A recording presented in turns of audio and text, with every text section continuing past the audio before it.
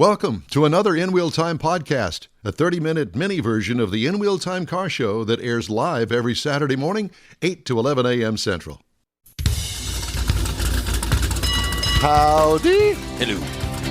It's the In Wheel Time car talk show. Just ahead, had a chance to drive the Dodge Challenger Hellcat, and I'll give you my thoughts on it. We'll also have the cruise-in calendar. Later, Conrad will have This Week in Auto History, along with the stories making automotive news headlines. And I think at the bottom of the hour, we're going to look ahead and see what car manufacturers are doing for 2023. And that ought to be an interesting row for us to paddle down. All right. Howdy, along with Mike out of this world, Mars, King Conrad DeLong. We need more Jeff Zekin. I'm Don Armstrong. Glad that you could join us on this New Year's Eve. Yeah. The New Year's Eve edition. I hope that you enjoyed last week's kind of review, if you will, of some of the segments of our show in the past year that Mr. Mars put together. Very good, It Mike. gave us a day off, which was unusual. It was an unusual weekend for me because Well, it was Christmas Eve. Well, it was Christmas So it was Eve. nice to have that off and we could spend it with our families. Well, you were on call. I was on call. Yes, I was. But I didn't they get didn't called. call. They didn't call, so that was good. And this weekend I'm not on call. Yay me. All right. Call me. Irresponsible. Call me. Undeniable. Undeniable. What'd you do with the money? What money? The money Money your for parents singing gave you lessons. for singing lessons. You're such a jerk. Probably all went up in smoke. Can you sing tenor? 10 or 12 miles from here? Oh, Mr. Mars, are you not joining in? Tough crowd. Tough crowd. I'm just trying to think of a third punchline there, but that's the two basic ones there. Well, we know somebody that can give us more punchlines, and that would be Richard Tomlin. Yeah, Down at Apex Auto Works in Alvin. Richard, a pleasant New Year's Eve to you. You as well. Should be fun this year, huh? Yeah, it should be. Can you hear us, by the way? Oh yeah, we're good. Oh, Good. fantastic. Well, Yay. we've worked really hard and diligently All year, trying to get the audio back to you so you can hear the questions without going, What? It's always a challenge out here. I know. and we appreciate your Patience. your coming on the show with such short notice of an hour and a half. Yeah. We're supposed to It'll have be all Ron right. Stein in the studio today, and unfortunately, Ron was under the weather. Little under the weather, and we don't. Whatever he's got, we don't want it. Exactly. We don't want it here. It's so best. It's It's all best. good. Yeah. So Richard's down at Apex Auto Works in Alvin, Texas, or as Conrad likes to call it, out in the country in Alvin, West Alvin. West Alvin. Yeah. Yeah. Why are you smiling? Oh, it's interesting, the comments and conversations about Alvin and where we're located. Anybody that's in the area, the way way everybody knows, is kind of like the old joke about where the barn burned down 15 years ago. Yeah. That's where you take a right-hand turn. Yeah. So we're in what used to be Mr. Reynolds Paint and Body, and it was that for 35 years before we showed up. But we don't have a sign out front. We all of our work is for people that we know and toys and friends that have been around for years. So nobody knows where we're at. Basically, you've got to have an address or come looking for us. Kind of a be in the you've got know. kind of a stealth operation yeah. down there. Yeah, but Highly we- secretive. We can see your Jeep Grand Wagoneer from SEMA parked behind you. Man, I'm still fighting that direct injection on this thing. Being a little difficult, to put it politely. My first time dealing with direct injection of this type of standalone system, and we're about 400 psi short on what the computer wants. So, Oops. still fighting it. Wow. Well, that and there, you don't find any YouTube videos to tell you how to fix it. Probably not. We've watched a couple, but they have not yielded results yet. It runs off of a cam style pump, and that pump should push it up to 1,000 psi. And we've tried two different pumps, and we're only getting about 600, 630. So Why now is it's like, that? well, I mean, you want that third pump? does it have something to do with the power to the pump? No, it's cam driven basically. So it's got power. It's got power. It's a mechanical fuel pump. The high pressure pump's a Yeah, mechanical and that's the whole fuel thing pump. we're facing is that the rear tank for the factory, what was the Jeep, the AMC stuff, is removed by a complete standalone system that's built for this motor. So it's back to a call from the manufacturer Monday, Tuesday, and see what we can figure out what they advise us at that point. I beat my head against the wall for the last couple of days, so it's time to ask for some advice. Well, let me ask you this. Why is it a mechanical pump and not an electric pump like the rest of the world? Well, there's two fuel pumps on it. So there's what's called the lift pump, which is a pump that delivers, and tell me if I'm correct, Richard, it's a pump that delivers from the fuel tank to the engine. All right. And then in the transition to the engine, it goes into the high pressure pump. So the lift pump's probably 60 PSI, 50, 60 PSI. Oh, I thought that supplied the pressure to the actual. No, that just supplies the fuel, and then the direct injection. The most interesting part is this GM system will actually recognize if it doesn't have the fuel pressure from the lift pump to the direct injection pump, and then the direct injection pump takes that, magnifies it by 10. It's a 10-to-1 pump. So it requires 60 there, and then basically it builds it to your 600. But we're not there. We should be getting a 15, 16-to-1 effective rate. Oh. And that mechanical pump is pretty much everybody's GDI uses a mechanical pump for the high pressure because it's going to have. But it's not a pump that's on the side of the engine like an old pump, is it? No, but it's under the intake. It's under the intake manifold. Got you. Yeah. Because it's still, if it's cam driven, interesting it's got how what's old becomes new. You know. How weird. It does work like an old pump, really. And then Richard's talking about they need a 1,000 PSI at idle or at low load. At high load, it's probably pushing 2,400 PSI. Wow, that much. Oh, yeah. For just that little bitty squirt of fuel. Well, on a gasoline direct injected, it's more than just a little bitty squirt of fuel. It's got to overcome combustion pressure because the injector is actually spraying inside the combustion chamber like a diesel injector does. But it does. Well, I guess it does. It does work. Has to work into the compression stroke because if it, how else is it going to fire? Correct. Yeah. And then and the other thing that I've learned, Conrad, you tell me if I'm wrong here, because what I've also told is this is part of this issue we're seeing with all the valve failures in the modern engines. Is they're burning so clean that they're not actually cleaning the valves off anymore. Basically, your shit's building up on the valves, which is where our BG products come in. Right. Well, there's no fuel wash on the back of an intake valve like on a carbureted car or on a port fuel injected car. You can apply a cleaner in the fuel tank to clean the back of the intake valves.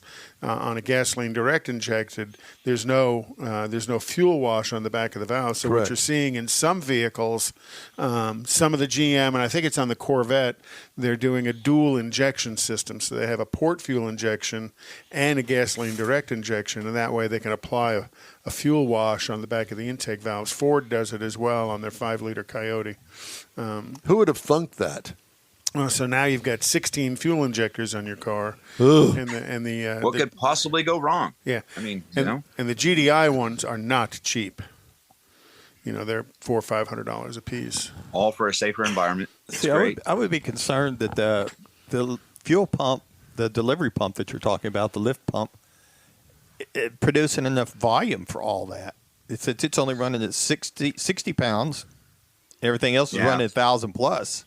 But all it has to do is get it out of the tank up to the other pump. Yeah, but if it's taking it faster than what it's being delivered, it's not because it's only a little bitty squirt of fuel. It's the. Well, in some instances, it's what I call a stutter squirt. The way I've had it explained to me by some of the engineers, it's kind of like, remember during World War II when all of the paratroopers would jump out of the back of an airplane, and that could be one of the scenarios of how the fuel is applied to the engine. So it's not just one squirt. It could be multiple squirts of fuel in each combustion event. For each stroke? Mm-hmm. For each stroke. Interesting. That's wild. And that's why the pressure is so high. Oh, see, I would have never guessed that. I thought it was just one squirt and it was done. There's a lag in between the stutter then? Correct. Okay. Correct. So it may have Can you adjust the lag? Can you adjust the stutter? Inside the computer you can, but you can't manually adjust it. No, but inside the computer. Well, it's computer-driven anyway. Correct. Yeah. Right. And that's part of why the pressure is so high, and it's also part of why the injectors are so expensive. Yeah. Because they have to be able to manage that. And, GDIs are relatively prone to oil consumption, and GM LS or the LT, which I'm assuming that's what you have in this, is the LT motor, are very prone to oil consumption. And the oil consumption is caused by basically fuel wash of the cylinders that create blow-by, that create crankcase pressure, that pushes that oil vapor in the crankcase through the PCV system into the intake manifold, which is what makes the valves dirty. And what causes the fuel wash? What causes the fuel wash? My opinion is the way the fuel is applied. Because it's also, I believe, the fact too that it's a lower pressure, so the atomization is not as fine as what you're seeing, and the finer atomization creates a better flame front. Well, I have the answer for you. I have one Go. as well. Put a carburetor on it. Well, there's that too. There's that too. Or old Holly 750 double pumper. You don't need that much, Richard, I don't they think. do make EV conversion kits. There are conversion kits for it. Like most recently, we did that FI Tech. It looks like a Holly. Yeah. It uses all the Holly fittings. All the air cleaners are the same, but it's basically a 4-cylinder injection system. They were able to put 4 injectors on that thing large enough to run a 502 Owens big block. So why wouldn't you go with something like that? A still fuel injection. Well, the Jeep, as you know, if you guys have been keeping up with gentlemanracer.com, is assigned to a 13-city tour starting in California in a month and a half. Yeah. And it will make its way all the way over to New York and then down south to Florida to finish it out. So it's going to be driven, I think Mike was saying, it's like 5,700 miles for the trip. Okay. So, well, what has that got to do with it? Other than probably Laura Ashley staff or maybe some media. So we just want to make sure that they can turn the key and there will not be any problems. Well, so is this going into a limp, what I call a limp home mode or a tennis shoe mode when it sees the low pressure? I've not experienced that yet, so that could be. Because we hit so many stumbling blocks early on, it may be time just take everything, unplug it, go in there, clear everything out, and start back over. Reboot it. Well, Mars kind of makes a point about it. Could it be volume is where the issue is, and should you just go with larger fuel hoses? Yeah, see, and we set it up with the line size that was requested, which is simple, really, just 3/8 hose.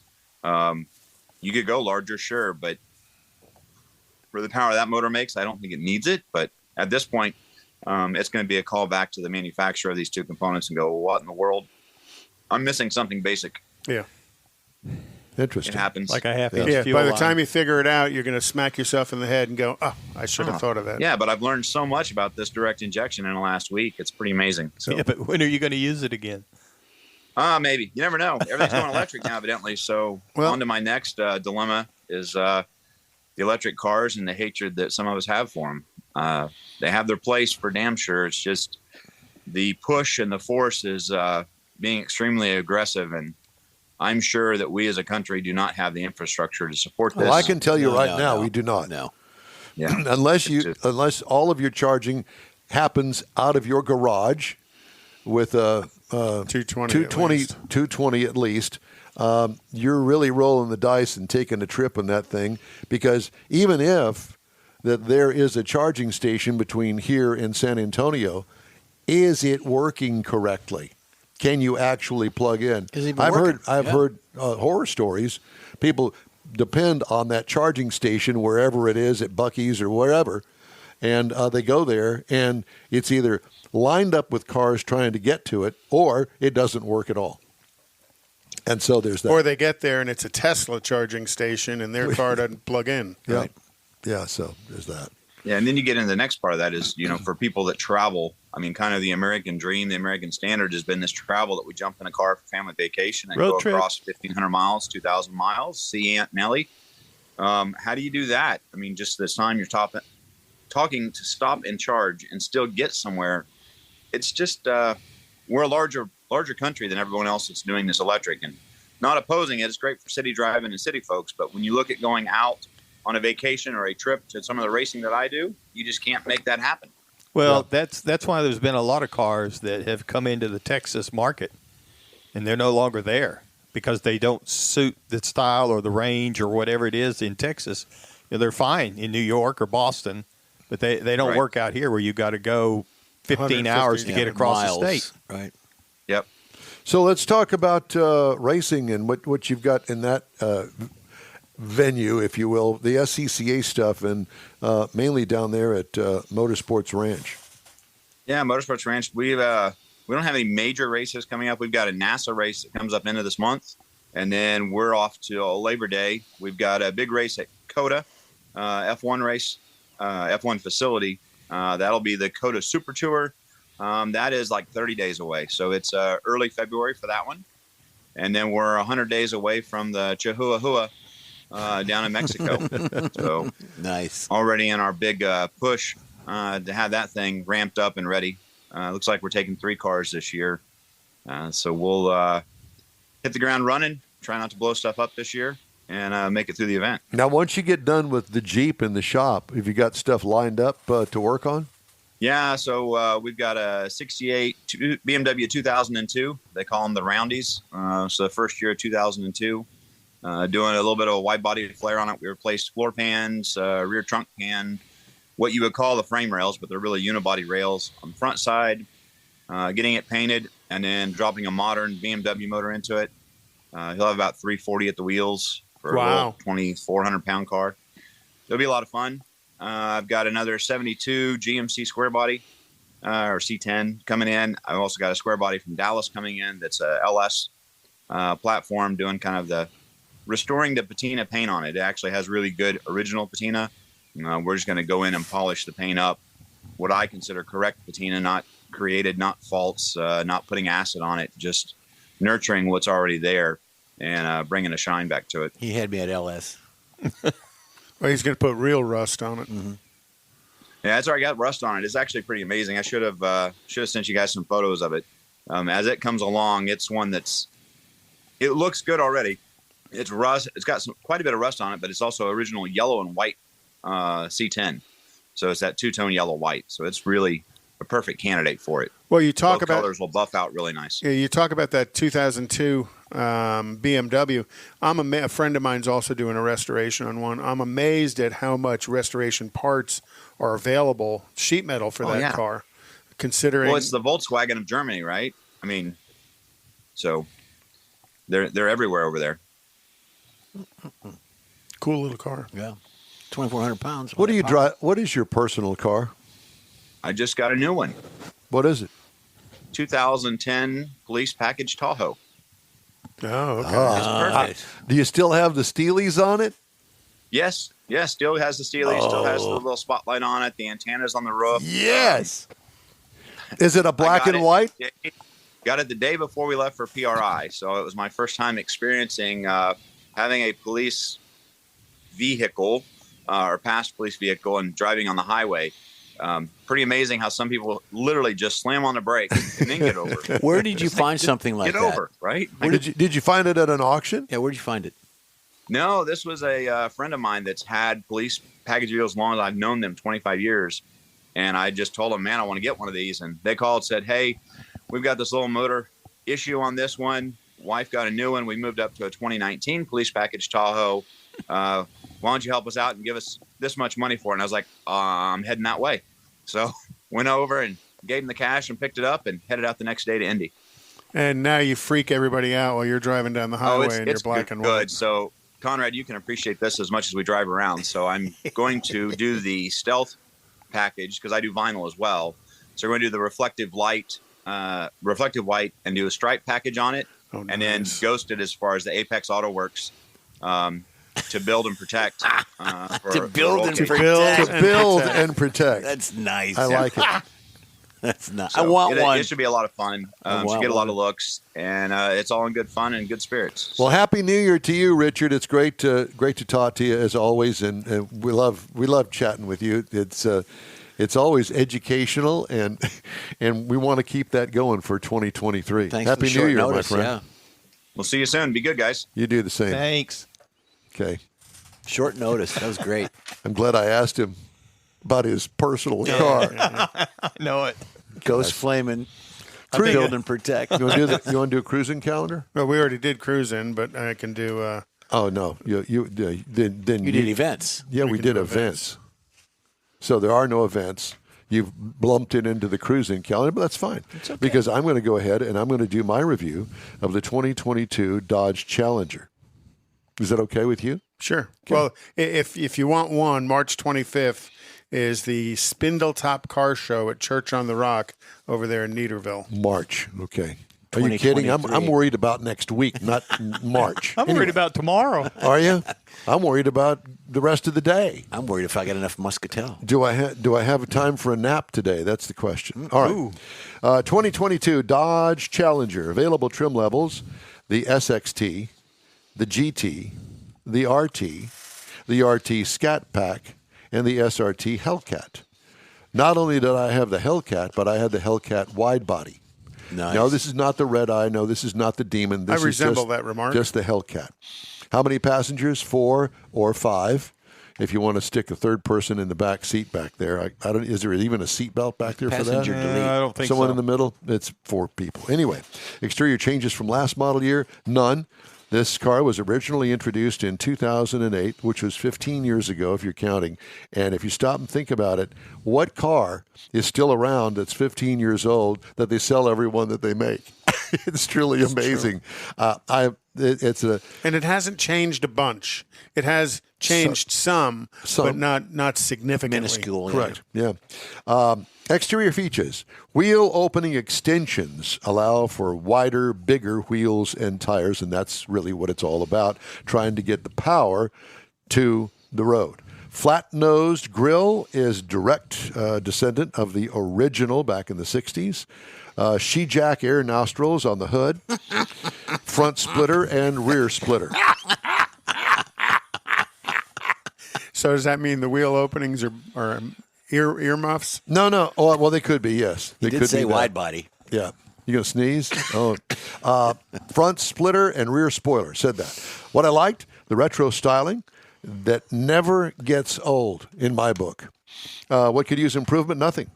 I like the way it is, and I like the way it looks, and they're not going to change it, and I wouldn't recommend they change it. That's what sells the car. You know, it definitely reminds you of that 70-71 Challenger. Yeah. Mm-hmm. Interior highlights: thick SRT steering wheel, well laid out dash that is getting a little dated, but it still works. Great infotainment system. That Chrysler system just really works for me. Comfortable, high bolstered seating. Cargo trunk room is relatively small for a mid-sized car like this. What I liked about it, the race car styling on the interior. What could use improvement? Nothing. Waiting on the electric replacement, and I can't wait. If they do such a good job at hot rodding, I can only imagine where the electric is going to go. See the pigs flying by? Yeah, I saw some more, yeah. 6.2 liter. That's twice today. Supercharged V8, 717 posted horsepower. What? Torque of 656 pound-feet. Transmission, 8-speed automatic transmission. It's rated for 13 miles per gallon in the city and 21 on the highway for a combined total of 15. And you got? 17.3. Ooh, that's pretty good. Yeah. Well, I mean, I'm sorry. I know that the car will smoke the rear tires. I know that. Why would I want to do that? I don't want to do that. No, I agree. Because you can. No, yeah, I know. And it's not my car. Now, Mars, on the other hand, did you just see and hear his comment? Yeah. He says, exactly. So, in other words, that's what you do. Kimberly No, Schultz, I just wanted to go ahead and call him out on this. You've lit those tires up, haven't you? In the name of research, yes. I mean, you got to figure out just to what extent. I mean, You just don't film the it when guys you do. that do it on YouTube and stuff. Whenever you're the Stellantis and the Dodge engineers, they all know exactly how to do that. So they can do these funny car style burnouts all day. We all know how to do it. You take the traction control off and you put it in low or shift it through the gears. And just keep burning the tires all the way down the track. No. Okay, well then how do you We're do going to it? have to give you lessons on how to do a proper burnout. Next time Really? we get a car, yes. Okay. I'll watch from the curb. Ooh. A long way back, because all I can see is that car going down the road. We're not talking about a Mustang. We're talking about It's exactly what was in my head. A Mustang leaving a car meet. Sorry, Randy. ride and handling. What I liked about it, the race car-like suspension. What could use improvement? Adjustability, but then it wouldn't be a race car suspension on it, would it? I have a comment after all this, but that's okay. Oh, wait. Okay. Now then, let us talk about pricing. Now, the base trim price on the Hellcat, the base trim price is $63,530. It's not bad. The price is tested was $88,000. But if you want to get into a Challenger, a six-cylinder like my daughter's got, $30,000. Yeah, that's good. It's like, what, 305, 308 horsepower? 300, there's plenty of juice in it. Plenty, yep. Competitors to this vehicle, well, duh. The Mustang Mach-1, it starts at $57,665. The Camaro ZL1 starts at $65,895, which I think would probably be the closest competitor, but not really, as far as horsepower is concerned. And then there is the Charger 4-door, because I can't find any more 2-doors. Charger 4-door starts at $79,595, and that's the Hellcat version. Okay, so you got 780 horsepower. You've got bolstered seats. You got wide body. You got big tires. You got all these accoutrements on the dashboard to fix performance. But, don't you dare light those tires up. Don, don't you dare. I didn't light them up. It's there to light tires up. Here's my reason. Because if I did that, I'd either, one, get caught by the police. Well, there's get always a that. big ticket, or I'd wreck it. I'd put it into some light pole down the street. Or you get caught by Dodge. Because that's my luck. I'm not going to do that. Why would I do that? The point is, they put all of that Did I floor great it stuff. Did I floor it a time or two? Absolutely. Yeah, but the car is smart enough to understand that. But let me tell you something. It takes it just a split second to say, spinning the rear tires, need to bring it back a little bit or shift it up to the next gear, and then you shift it up the next gear, and it still wants to spin the tires. It's got more horsepower than most people could handle. That's what I'm saying. That's kind of like I've told people through the years that get a new Corvette is don't touch the button. Correct. Don't turn the brains of the car off because the car is smarter than you are as a driver. But you can't fix stupid. Lie. And the car's not. That's my point. Can't fix it, but you can have fun with it. The In-Wheel Time Car Talk Show is available 24/7 through the iHeartRadio app. Just look for In-Wheel Time Car Talk. We also video stream on Facebook, YouTube, and InWheelTime.com. Podcasts at your fingertips on over a dozen of the most popular podcast outlets. The In-Wheel Time Car Talk Show continues right after these brief messages. Your friends and hosts of the quarterly Tailpipes and Tacos Cruise In at the Lupi Tortilla in Katy want to thank you for participating in this year's events and look forward to another exciting year. You'll hear about the next Tailpipes and Tacos right here and online soon. Next time you're in West Houston, be sure and stop in at the original Lupi Tortilla Tex-Mex near I-10 and Highway 6, or the Katy location off I-10 and the Grand Parkway at Kingsland Boulevard. Traveling east to Beaumont or northwest to College Station, you'll want to have Lupi's award-winning beef fajitas and frozen margaritas. There's always a celebration at Lupi Tortilla. Lupi founder Stan Holt and his wife Sheila are car people through and through. Both are winning racers on the NHRA drag racing circuit and have a collection of cars that everyone appreciates. You'll see one at the next Tailpipes and Tacos Cruise In. The next event will be in the spring at the Lupi Tortilla Tex-Mex on 99, the Grand Parkway and Kingsland Boulevard, just south of I-10 and Katy. We'll give you all the details soon here on the In-Wheel Time Car Talk Show and online. You own a car you love. Well, why not let Gulf Coast Auto Shield protect it? Houstonian John Gray invites you to his state-of-the-art facility to introduce you to his specialist team of auto enthusiasts. We promise you'll be impressed. Whether you're looking to massage your original paint to a like-new appearance, apply a ceramic coating, install a paint protection film, nano-ceramic window tint, or new windshield protection called ExoShield, Gulf Coast Auto Shield is where Houston's car people go. Curbed your wheels? Instead of buying new, why not have them repaired? How about a professionally installed radar detector? Gulf Coast Auto Shield does that too. Get a peek inside the shop and look at the services offered by getting online and heading to gcautoshield.com. Better yet, stop by their facility at 11275 South Sam Houston Tollway, just south of the Southwest Freeway, and get a personal tour. Gulf Coast Auto Shield is your place to go for all things exterior. Call them today, 832-930-5655 or gcautoshield.com. The award-winning...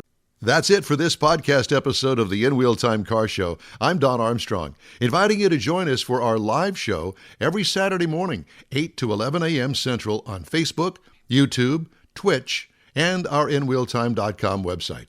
Podcasts are available on Apple Podcast, Spotify, Stitcher, iHeart Podcast, Podcast Addict, TuneIn, Pandora, and Amazon Music. Keep listening, and we'll see you soon.